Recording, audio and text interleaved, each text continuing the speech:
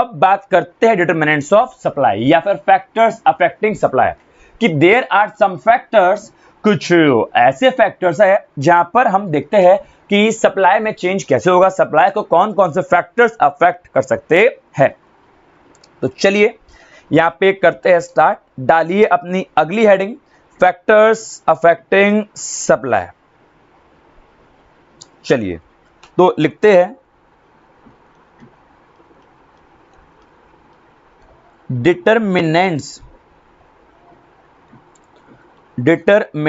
Of supply, या फिर मैं बोलूंगा फैक्टर्स अफेक्टिंग सप्लाई, कि कौन कौन से फैक्टर्स है जो कि किसी गुड्स की सप्लाई को अफेक्ट करते हैं। ठीक है, तो इसको लिखने का तरीका मेरा वही होगा जैसे हमने डिमांड में किया था।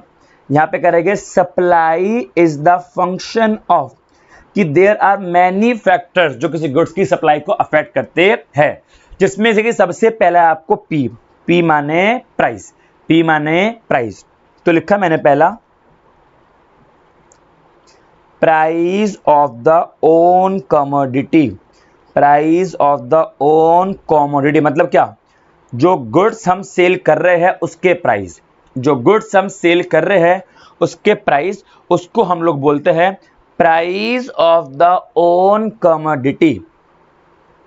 ठीक है, सुनो बेटा, जो खुद की कमोडिटी है जो हम सेल कर रहे हैं उसके प्राइस से भी सप्लाई पर इफेक्ट पड़ता है। कैसे, मेरी बात को सुनना बहुत ध्यान, सिंपल सा लॉजिक है भाई, जैसे भी किसी गुड्स के प्राइस बढ़ेंगे, मान लो मैं पेन बेचता हूं, तो जैसे भी किसी गुड्स के प्राइस बढ़ेंगे, मैं पेन 10 का पहले बेच रहा था और मान लो उसमें मेरे को 2 रुपए प्रॉफिट हो रहा था।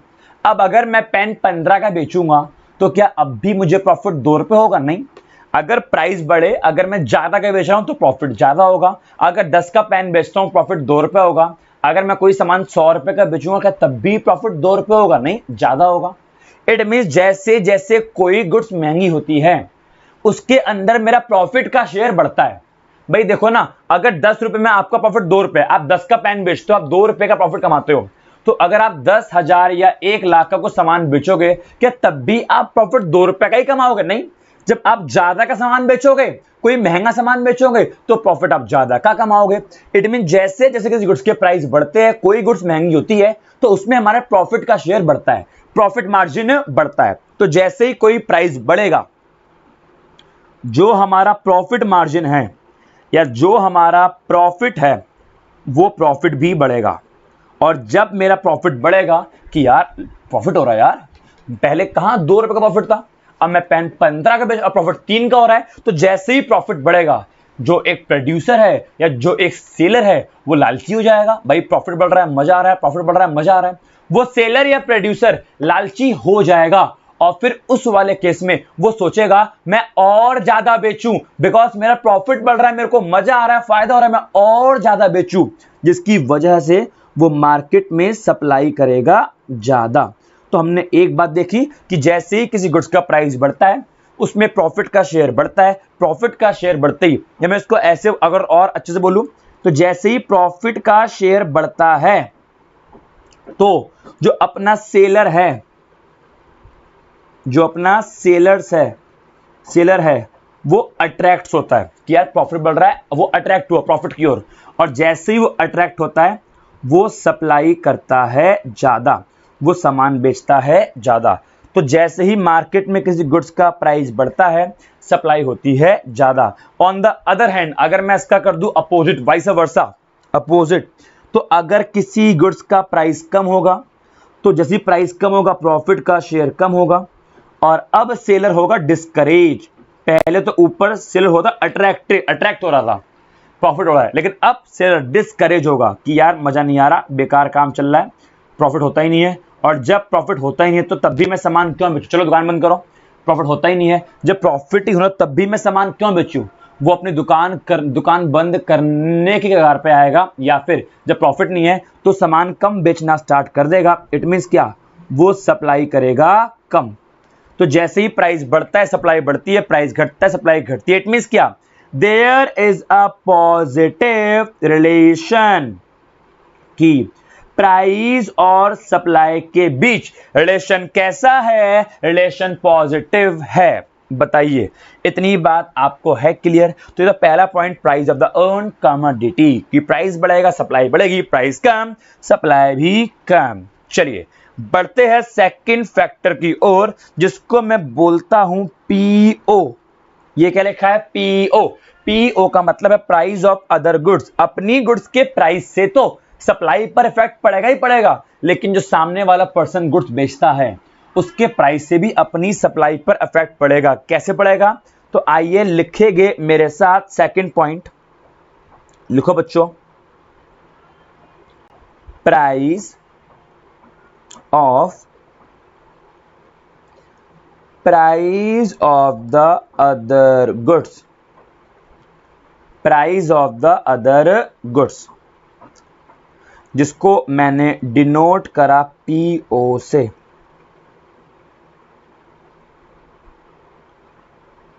PO, price of the other goods.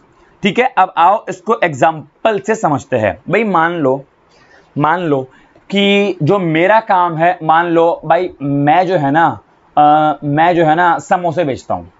ठीक है, मैं समोसे बेचता हूं। ठीक, अब क्या हो गया, मैं अपना समोसे बेचता हूं, कोई दिक्कत नहीं है। और सामने वाला पर्सन, या फिर मान लो समोसा छोड़ो, कोई बेसिक एग्जांपल लेते हैं, चावल और गेहूं। ठीक है, कि मैं एक पर्सन हूं, ये लो जी, सुनना ध्यान से, ऊपर कुछ लाइन छोड़ देगा लिखने के लिए, पहले एग्जांपल समझते हैं। कि ये हूं मैं, PS प्रथम सिंह।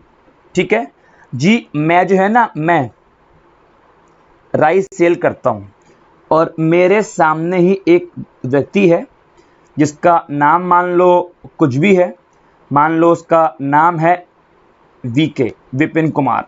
ठीक है, तो मैं PS हूं, मैं राइस बेचता हूं, और विपिन कुमार जो बेटा मान लो वीट, वो गेहूं बेचते हैं।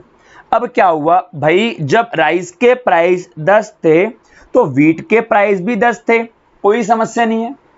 अब क्या हुआ, कुछ चेंज आया। ठीक है, कुछ मौसम में या कैसे भी कुछ चेंज आया, राइस के प्राइस तो अब भी 10 के 10 ही है, कि राइस के प्राइस नहीं बढ़े, लेकिन वीट के प्राइस बढ़ गए। अब वीट जो है 15 रुपए केजी की, पहले क्या था 10 रुपए केजी के अकॉर्डिंग वीट बेचते थे, लेकिन अब जो है 15 रुपए केजी के अकॉर्डिंग वीट बेचा जा रहा है। देखो, इट मीन राइस पहले भी 10 थे, राइस अब भी 10 है, तो जितना प्रॉफिट पहले होगा उतना प्रॉफिट अब होगा। जितना प्रॉफिट पहले था, क्योंकि प्राइस 10 रुपए है, अब भी प्राइस 10 है, तो अभी भी प्रॉफिट क्या रहेगा, अभी भी प्रॉफिट रहेगा सेम।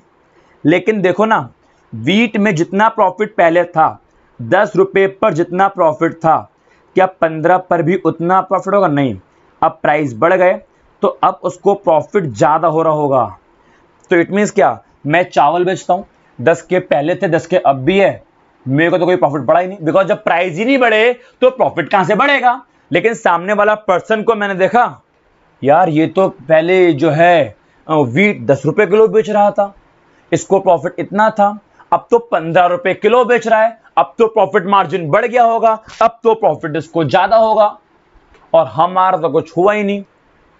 तो मैं क्या करूंगा, मैं सोचूंगा भाई गेहूं छोड़ो, सॉरी राइस वाइस छोड़ो, हम भी वीट उगाते हैं। अरे वीट में 15 रुपए मिल रहे हैं, राइस में 10 पहले थे, 10 अब है, कोई प्रॉफिट ही नहीं हो रहा, प्राइस ही नहीं बढ़ रहा, लेकिन वीट 10 का था अब 15 का हो गया, वीट में तो प्रॉफिट है।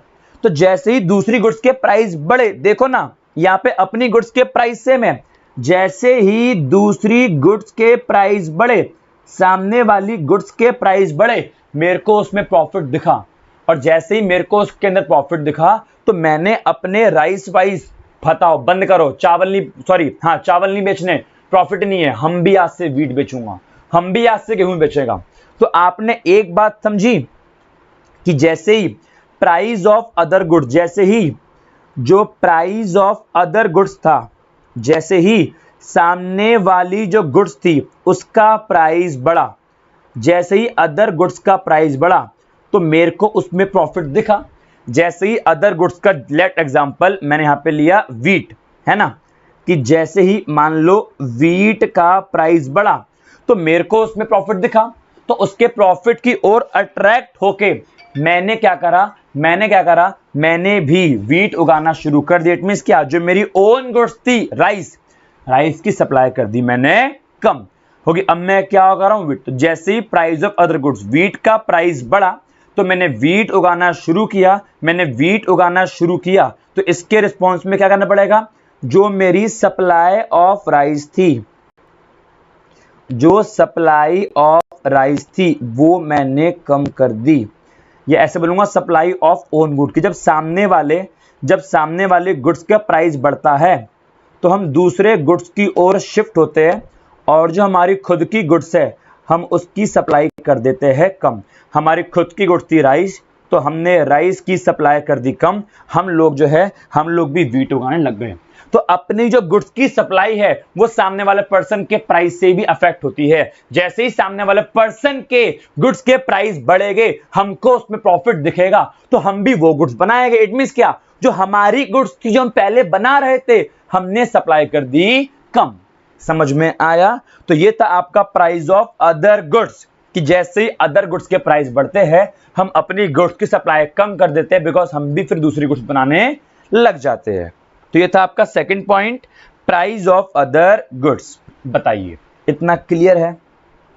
तो यहां पे हमने आपको पढ़ाया अब तक second point, price of the commodity हो गया और price of the other good भी हो गया। यहां पे वही एग्जांपल आपके पास वीट और राइस वाला, ठीक है। तो दो हमने पढ़ लिए। पहला वाला क्या बोलता है कि डायरेक्ट रिलेशन है किसके बीच, प्राइस और सप्लाई के बीच, कि प्राइस बढ़ेगा सप्लाई बढ़ेगी और वाइस वर्सा, प्राइस घटेगा सप्लाई घटेगी। ऐसे ही यहां पे बोलता है कि if price of other goods rise, अगर सामने वाली गुड्स के प्राइस बढ़ जाएंगे तो वहां पे ज्यादा प्रॉफिट मेरे को दिखेगा, ठीक है, अपनी गुड्स से। तो अपनी गुड्स से जब मेरे को वहां ज्यादा प्रॉफिट दिखेगा तो मैं अपनी गुड्स की सप्लाई कम कर दूंगा और मैं भी सामने वाली गुड्स को जो है सेल करने लग जाऊंगा। इससे क्या होगा, अपनी गुड्स की सप्लाई कम हो जाएगी। तो क्या लिखा है, जो प्राइस ऑफ अदर गुड्स, दूसरे गुड्स के प्राइस है, और जो खुद की गुड्स है, इनके प्राइस और सप्लाई के बीच रिलेशन होता है नेगेटिव। रिलेशन क्या होता है, नेगेटिव। मतलब मैं ये कहूंगा, देखो ना, यहाँ पे दूसरे गुड्स के प्राइस क्या बढ़ गए, हमने अपनी गुड्स की सप्लाई कम कर दी, यहाँ पे रिलेशन मेरे को दिखता है क्या, नेगेटिव। चलिए बताओ, आपको सेकंड पॉइंट क्लियर है? एकदम अच्छे से, ठीक है। ऐसे ही आप साथ साथ नोट्स बनाओ मेरे। चलिए, जो थर्ड पॉइंट आता है वो थर्ड पॉइंट है हमारा टेक्नोलॉजी। वो थर्ड पॉइंट क्या है बच्चों हमारा, वो जो थर्ड पॉइंट है वो है हमारा टेक्नोलॉजी, वो है हमारा तकनीक, ठीक है। सुनो, इसके अंदर बनते हैं दो पॉइंट। टेक्नोलॉजी वाले पार्ट के अंदर जो है वो बनते हैं दो पॉइंट। एक पॉइंट तो ये बनता है आउटडेटेड टेक्नोलॉजी, मतलब क्या, ओल्ड पुरानी टेक्नोलॉजी, और एक होता है एडवांस टेक्नोलॉजी, नई तकनीक जो अभी अभी आई है। तो अगर हम किसी भी गुड्स एंड सर्विस के प्रोडक्शन में आउटडेटेड पुरानी तकनीक का यूज करेंगे तो पुरानी तकनीक में क्या होता है, अब भाई तकनीक पुरानी है, मशीन पुरानी है, तो उसमें खर्चा ज्यादा आएगा, बार बार मेंटेनेंस का खर्चा, वो स्लो काम करेगी, खर्चा ज्यादा आएगा, तो मेरे प्रोडक्शन की कॉस्ट बढ़ेगी। तो अगर हम कोई पुरानी मशीन या पुरानी टेक्नोलॉजी का यूज करते हैं तो उससे जो मेरे प्रोडक्शन की जो कॉस्ट है वो कॉस्ट बढ़ती है। अगर मेरे प्रोडक्शन की कॉस्ट बढ़ेगी, मेरा खर्चा बढ़ेगा, तो ऑब्वियस सी बात है ना, मेरा प्रॉफिट कम हो जाएगा। जब मेरा खर्चा ज्यादा होगा तो ऑटोमेटिकली क्या होगा, ऑटोमेटिकली मेरा प्रॉफिट हो जाएगा कम। अब जैसे ही मेरा प्रॉफिट कम हो जाएगा, यार प्रॉफिट तो हो ही नहीं रहा, मैं डिस्करेज होऊंगा, यार प्रॉफिट तो होता ही नहीं है, काम करते रहते प्रॉफिट तो होता ही नहीं है, मैं डिस्करेज होऊंगा और मैं सप्लाई कम कर दूंगा। यार छोड़ो, हम काम नहीं कर रहे, हम सामान नहीं बेच रहे, प्रॉफिट तो होता ही नहीं है, तो मैंने सप्लाई कर दी कम। तो अगर कोई मशीन आउटडेटेड है तो उससे हमारा खर्चा बढ़ता है, कॉस्ट बढ़ती है, खर्चा बढ़ेगा, profit come supply come, because profit ज्यादा मैं मोटिवेट होऊंगा, सप्लाई करूंगा ज्यादा, प्रॉफिट कम मैं होऊंगा डिमोटिवेट, सप्लाई करूंगा मैं कम। चलिए, अगर कोई एडवांस टेक्नोलॉजी का यूज करते हैं तो उससे क्या होता है, एडवांस टेक्नोलॉजी का यूज करने से मेरी कॉस्ट कम आती है। बिकॉज क्यों भाई, बिल्कुल नई टेक्नोलॉजी है, उससे मेरा टाइम कम लगेगा, उसमें मेरा खर्चा कम होगा, वो प्रोडक्शन जल्दी करेगी, जिससे जो मेरे प्रोडक्शन की कॉस्ट है वो कम आएगी। जब प्रोडक्शन की मेरी कॉस्ट कम आएगी, जब मेरा खर्चा कम होगा, तो ऑब्वियस ही बात है, जब मेरा खर्चा कम होगा तो प्रॉफिट मेरा बढ़ेगा, जब मैं खर्चा कम करूंगा तो प्रॉफिट बढ़ेगा, प्रॉफिट बढ़ेगा, मैं मोटिवेट होऊंगा, मैं अट्रैक्ट होऊंगा, और मैं जो है अपने सप्लाई के लेवल को भी बढ़ा दूंगा। तो टेक्नोलॉजी से भी जो है हमारे गुड्स एंड सर्विस की सप्लाई पर इंपैक्ट पड़ता है। चलिए बताओ, क्लियर है? तो थर्ड पॉइंट भी होता है क्लियर। थर्ड पॉइंट के बाद बच्चों इसको हम लोग डिनोट करते हैं टी से, तो थर्ड पॉइंट को मैं डिनोट करूंगा टी से। इसके बाद आते हैं अपने फोर्थ पॉइंट की ओर, अपने चौथे पॉइंट की ओर। जो अपना फोर्थ पॉइंट है वो क्या बोलता है? अपना फोर्थ पॉइंट बोलता है प्राइस ऑफ इनपुट। इनपुट का मतलब क्या होता है? प्रोडक्शन में जितनी भी चीजें हमने यूज करी उसको बोलते हैं इनपुट। या बोलूंगा price of factors of production. जो प्रोडक्शन के फैक्टर्स है, लैंड, लेबर, कैपिटल, एंटरप्रेन्योर, इनके प्राइस से भी हमारी सप्लाई पर इंपैक्ट पड़ता है। तो प्राइस ऑफ इनपुट या फिर price of factors of production. चलिए समझेंगे मेरी बात को बच्चा बहुत ध्यान से, मेरा प्यारे प्यारा बच्चा मेरी बात को बहुत ही प्यार से समझेगा। समझिए बात को ध्यान से। जो प्रोडक्शन के फैक्टर है इसके दो केस बनेंगे। जो प्रोडक्शन के फैक्टर है इसमें दो केस बनेंगे, ठीक है। अगर प्रोडक्शन के फैक्टर मेरे एक्सपेंसिव है, जो प्रोडक्शन के फैक्टर का प्राइस बढ़ रहा है, लेबर महंगी हो गई, जमीन महंगी हो गई, कैपिटल महंगी हो गई, रॉ मटेरियल महंगा हो गया, तो अगर मान लो लिखा मैंने जो लेबर है, लेबर, या फिर लिखा मैंने कैपिटल, या फिर लिखा मैंने रॉ मटेरियल, ये वो सब चीजें है, रॉ मटेरियल और एक्सेट्रा, ये वो सब चीजें हैं जो हमारे प्रोडक्शन में होती है यूज। तो अगर लेबर, कैपिटल, रॉ मटेरियल, मान लो इनमें से किसी के भी जो प्राइस है वो बढ़ जाते हैं, या फिर किसी के भी प्राइस घट जाते हैं, तो सप्लाई पर इंपैक्ट क्या पड़ेगा, आओ समझते हैं। अगर लेबर, कैपिटल, रॉ मटेरियल, इनमें से किसी के भी प्राइस बढ़ते हैं, इट मींस क्या, मेरे प्रोडक्शन की कॉस्ट ज्यादा आएगी, मेरा खर्चा होगा ज्यादा। क्यों भाई? लेबर महंगा मिल रहा है, उसको ज्यादा पे करना पड़ेगा। हमको जमीन महंगी मिल रही है, ज्यादा रेंट पे करना पड़ेगा। रॉ मटेरियल महंगा मिल रहा है, ज्यादा पे करना पड़ेगा। तो इससे अल्टीमेटली हमारा एक्सपेंस बढ़ जाएगा, हमारी कॉस्ट बढ़ जाएगी। अब वही वाली बात, अगर मेरी कॉस्ट बढ़ेगी तो मेरा प्रॉफिट का शेयर हो जाएगा कम, मेरा प्रॉफिट मार्जिन कम, और मेरा प्रॉफिट मार्जिन कम, प्रॉफिट का शेयर कम, तो मैं मार्केट में सप्लाई भी करूंगा कम। और ऑन द अदर हैंड, अगर लेबर, कैपिटल, लैंड, इन सब के प्राइस कम हो गए, सस्ता मिलता है, तो मेरी कॉस्ट कम आएगी, मेरा खर्चा कम, कॉस्ट कम, तो मेरा प्रॉफिट ज्यादा। प्रॉफिट ज्यादा तो मैं अट्रैक्ट होऊंगा और मैं और अधिक से अधिक प्रोडक्शन करूंगा, मेरी सप्लाई हो जाएगी ज्यादा। तो यहां पे हमने पढ़ा प्राइस ऑफ इनपुट या फैक्टर ऑफ प्रोडक्शन के प्राइस भी हमारे गुड्स की सप्लाई पर इंपैक्ट डालते हैं। बताइए आपको यहां तक 4 पॉइंट क्लियर है? तो एक बार नोट्स में देखना, हमने price of factors of production भी कर लिया कि अगर इनपुट के प्राइस जैसे कि वेजेस, रॉ मटेरियल, इंटरेस्ट, अगर इन सब के जो प्राइस है वो राइज बढ़ते हैं तो इससे हमारा प्रॉफिट कम हो जाएगा। प्रॉफिट कम तो हम सप्लाई भी कर देंगे कम। और फिर सेम लिखा है इसका अपोजिट। उसके बाद हमने पढ़ा स्टेट ऑफ टेक्नोलॉजी। अगर हमारे पास न्यू टेक्नोलॉजी है तो नई तकनीक से क्या होता है, हमारे प्रोडक्शन में एफिशिएंसी आती है, रिड्यूसेस प्रोडक्शन कॉस्ट, हमारी कॉस्ट कम होती है, और हमारी कॉस्ट कम होगी, ठीक है, हम क्या कर पाएंगे, हम सेम रिसोर्सेज से, हम सेम सामान से अब मोर, ज्यादा और अच्छा प्रोडक्शन कर पाएंगे, तो उससे मेरा प्रॉफिट बढ़ेगा, सप्लाई होगी ज्यादा, एंड वाइस वर्सा, इसका उल्टा कर दो। चलिए अगला पॉइंट है गवर्नमेंट पॉलिसी, ठीक है, आओ जी आओ। तो आइए बढ़ते अपने अगले पॉइंट की ओर, अपने फिफ्थ पॉइंट की ओर। लिखेंगे मेरे साथ,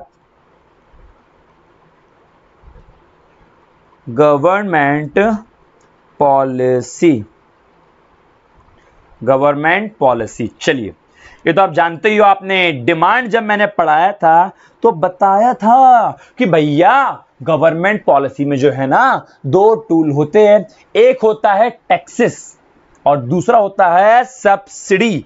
तो आइए करते हैं अपने उन दोनों पॉइंट्स को डिस्कस। ठीक, सुनो भाई साहब, या तो गवर्नमेंट आपके प्रोडक्शन पे लगाएगी टैक्स, कि अगर आप कोई ऐसी गुड्स बनाते हो जो गवर्नमेंट की नजरों में ज्यादा खास नहीं है, तो गवर्नमेंट उस पर टैक्स चार्ज करती है। जो एसेंशियल नहीं है, for example AC, car, TV, bike, सरकार इस पर टैक्स चार्ज करती है। लेकिन आप कोई ऐसी गुड्स बनाते हो जो गरीबों के लिए बहुत जरूरी है, सरकार चाहती है हर गरीब तक वो गुड्स पहुंचे, तो सरकार ऐसी गुड्स पर देती है सब्सिडी। ठीक है, क्या मिलती है? सब्सिडी। अब टैक्स और सब्सिडी के बारे में आप सब जानते हो। अगर किसी भी गुड्स पे टैक्स लगता है तो टैक्स के लगने से कॉस्ट बढ़ती है। अगर किसी भी गुड्स पे टैक्स लगेगा, सरकार लगाएगी टैक्स कि आपको उस पे टैक्स पे करना पड़ेगा, तो उसकी कॉस्ट बढ़ती है।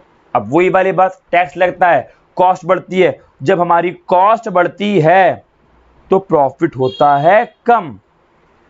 जब खर्चा बढ़ेगा तो प्रॉफिट कम, एंड सिमिलरली प्रॉफिट कम तो सप्लाई का लेवल कम। जबकि जब सरकार किन्हीं गुड्स पर सब्सिडी प्रोवाइड करती है तो सब्सिडी के मिलने से सब्सिडी वाला पैसा सरकार के पास से आता है। तो सब सब्सिडी मिलेगी, सरकार के पास से पैसा आएगा, तो हमारा खर्चा होगा कम। जब खर्चा होगा कम तो प्रॉफिट ज्यादा होगा ना, खर्चा कम तो प्रॉफिट ज्यादा, प्रॉफिट ज्यादा, सेलर्स अट्रैक्ट और फिर वो सप्लाई भी करेगा ज्यादा। तो गवर्नमेंट पॉलिसी भी हमारे गुड्स की सप्लाई पर इंपैक्ट डालती है। बताओ, आपको 5 पॉइंट क्लियर है? इस गवर्नमेंट पॉलिसी वाले पॉइंट को हम लोग शो करेंगे जी से, और ऊपर वाले पॉइंट को मैं शो करूंगा PF, price of factors of production. तो देखो, एक बार लिखते हैं, हमने पी पढ़ लिया, PO price of other goods पढ़ लिया, इसके बाद हमने पढ़ा टी टेक्नोलॉजी, फिर पढ़ा PF price of factor of production, और फिर इसके बाद हमने पढ़ा अपना गवर्नमेंट पॉलिसी जी। अब हम पढ़ने वाले हैं प्राइस एक्सपेक्टेशन, फिर पढ़ाऊंगा नंबर ऑफ सेलर्स। तो ई और एन पढ़ते हैं। आइए, तो अब बात करते हैं अपने अपने अपने 6th पॉइंट की ओर, जिसका नाम है प्राइस एक्सपेक्टेशंस। प्राइस एक्सपेक्टेशंस, या फिर इसको हम लोग बोलते हैं फ्यूचर प्राइस एक्सपेक्टेशन, कि फ्यूचर में प्राइस क्या होने की संभावना है। प्राइस एक्सपेक्टेशंस या फ्यूचर प्राइस एक्सपेक्टेशन, सुनना बात को बहुत ध्यान से, यहां भी दो बात बनने को आ रही है। आओ इनको भी दो बात के थ्रू समझते हैं। देखो भाई, इसमें 2 पॉइंट क्या बनेंगे? इसमें पहला पॉइंट बनेगा राइज इन फ्यूचर प्राइस, कि प्रोड्यूसर सोच रहा है फ्यूचर में प्राइस बढ़ेंगे, और एक बनेगा फॉल इन फ्यूचर प्राइस, कि प्रोड्यूसर सोच रहा है कि फ्यूचर में प्राइस घटेगा। आइए समझते हैं दोनों केस में क्या होगा। अगर प्रोड्यूसर ये सोचता है कि फ्यूचर में प्राइस बढ़ेगा तो वो अभी सप्लाई नहीं करेगा। यार अभी क्यों बेचूं, अभी तो रजिस्टर 20 रुपए का है, अभी 20 का बेचूंगा तो प्रॉफिट कम मिलेगा। 1 महीने बाद रजिस्टर्स के प्राइस बढ़ने वाले हैं, तो अभी कोई दुकान पे आएगा ना तो मना कर दूंगा, रजिस्टर खत्म हो गए। 1 महीने बाद इन्हीं रजिस्टर को मैं 40 रुपए के दाम पर बेचूंगा तो प्रॉफिट मेरे को होगा ज्यादा। समझ में आया? तो अगर कोई सेलर ये एक्सपेक्ट करता है कि फ्यूचर में गुड्स के प्राइस बढ़ने वाले हैं, तो प्रेजेंट में वो अपनी सप्लाई कम कर देगा कि अभी बेचूंगा तो मेरे को जो है सस्ते दाम पर बेचना पड़ेगा। अभी सप्लाई कम कर दो, फ्यूचर में प्राइस बढ़ेगा ना तो उसको फ्यूचर में बेचेंगे, तो प्रेजेंट में सप्लाई कम। और अगर किसी गुड्स के प्राइस फ्यूचर में कम होने वाले हैं, कि रजिस्टर 20 का है, फ्यूचर में 10 का बेचना पड़ेगा, तो आज ही सारा का सारा माल बेचना चाहेगा, आज ही बहुत सारा माल बेचना चाहेगा, क्योंकि फ्यूचर में प्राइस कम हो जाएंगे तो प्रॉफिट भी कम होगा। तो बोलेगा क्यों ना अभी मैं सारा माल बेचूं। तो क्या करेगा वो? राइज इन सप्लाई, वो प्रेजेंट में rise in supply in present, वो प्रेजेंट में सप्लाई को बढ़ा देगा। तो अल्टीमेटली यहाँ पे रिलेशन कैसा है, यहाँ पे रिलेशन है नेगेटिव। अगर फ्यूचर के प्राइस बढ़ेंगे तो प्रेजेंट में सप्लाई घटेगी, फ्यूचर के प्राइस घटेंगे तो प्रेजेंट में सप्लाई बढ़ेगी। तो ये था आपका कौन सा पॉइंट, प्राइस एक्सपेक्टेशंस। बताइए इतना क्लियर है। तो हमने 6 पॉइंट पढ़ा, उसके बाद 7 पॉइंट पढ़ते हैं number of sellers. Numbers of sellers, sellers की संख्या। भाई ये तो बहुत इजी पॉइंट है यार, खुद दिमाग लगाओ। अगर मार्केट में सेल करने वाले ज्यादा, सेलर्स ज्यादा, सप्लाई ज्यादा, सिंपल। तो मोर सेलर मींस क्या, अगर मार्केट में सेलर ज्यादा है, सामान बेचने वाले ज्यादा है, तो सामान सेल ज्यादा होगा ना। तो मोर सेलर मींस क्या, मोर सप्लाई। अगर सेलर ज्यादा तो सप्लाई ज्यादा, और लेस सेलर्स इट मींस क्या, अगर सेलर्स कम, अगर सेलर्स कम तो लेस सप्लाई, सप्लाई भी क्या हो जाएगी, कम। तो मोर सेलर बेचने वाले ज्यादा, सप्लाई ज्यादा, लेस सेलर बेचने वाले कम, सप्लाई भी हो जाएगी कम। तो ये था आपका 7 पॉइंट, जिसको मैं डिनोट करता हूं एन से। और उसके बाद अपना जो बच्चा लोग 8 पॉइंट आता है, वो 8 पॉइंट है goal of the firm. Goal of the firm, कि फर्म का गोल क्या है, एक फर्म का गोल क्या है। तो बेसिकली बच्चों फर्म के मेन रूप से मेन फर्म के होते हैं 2 गोल। बेसिकली जो फर्म होती है, फर्म के होते हैं 2 गोल, ठीक। अब वो 2 गोल कौन से, समझो। एक होता है फर्म का गोल प्रॉफिट मैक्सिमाइजेशन, कि वो फर्म चाहती है हम प्रॉफिट को मैक्सिमाइज करें। और एक नई फर्म है जो बोलती है प्रॉफिट ना हो चलेगा, हमारा सामान ज्यादा से ज्यादा बिके, वो चाहती है सेल मैक्सिमाइजेशन, हमारी गुडविल बने, हमारा सामान ज्यादा से ज्यादा सेल हो। तो फर्म के होते हैं 2 गोल, या तो फर्म चाहती है प्रॉफिट को मैक्सिमाइज करना, या फर्म चाहती है अपनी सेल को मैक्सिमाइज करना। अगर फर्म का पर्पस है मेरा प्रॉफिट मैक्सिमाइज हो, तो प्रॉफिट तो ज्यादा तभी मिलता है ना जब प्राइस ज्यादा होते हैं। तो अगर फर्म का पर्पस है प्रॉफिट मैक्सिमाइज हो, तो उस वाले केस में फर्म सप्लाई करेगी, लेकिन केवल हायर प्राइस पर, बिकॉज जितना ज्यादा प्राइस उतना ज्यादा प्रॉफिट मार्जिन। तो अगर फर्म का पर्पस है प्रॉफिट मैक्सिमाइज करना, तो यहां पे क्या होगा, फर्म सेल करेगी, सेल एट हायर प्राइस। यहां पे जो फर्म है वो हायर प्राइस, ज्यादा प्राइस पर ही सेल करेगी। लेकिन अगर जो है फर्म का पर्पस है सेल मैक्सिमाइज करना, कि भाई मेरा सामान ज्यादा से ज्यादा बिके, प्रॉफिट भले ही ना हो लेकिन सामान ज्यादा से ज्यादा बिके, तो उस वाले केस में क्या होगा, फर्म का पर्पस सेल करना है, तो फर्म लोअर प्राइस पर भी सेल करना स्टार्ट कर देगी। फर्म हायर प्राइस की डिमांड नहीं करेगी, फर्म चाहती है मेरा सामान ज्यादा बिके, मेरी गुडविल बने। तो इस वाले केस में क्या होता है, सेल, फर्म सेल कर देगी, सप्लाई कर देगी एट लोअर प्राइस। तो सप्लाई दोनों में हो रही है एट लोअर प्राइस, सप्लाई दोनों में बस फर्क इतना है कि एक में हो रही है सप्लाई हायर प्राइस पे, और एक में हो रही है सप्लाई लोअर प्राइस पे। सेलिंग मैक्सिमाइज, अगर सेल मैक्सिमाइज करनी है तो कम दाम पर सप्लाई ज्यादा करो, और प्रॉफिट मैक्सिमाइज करना है तो ज्यादा दाम पर सप्लाई करो ज्यादा। समझ में आ गया।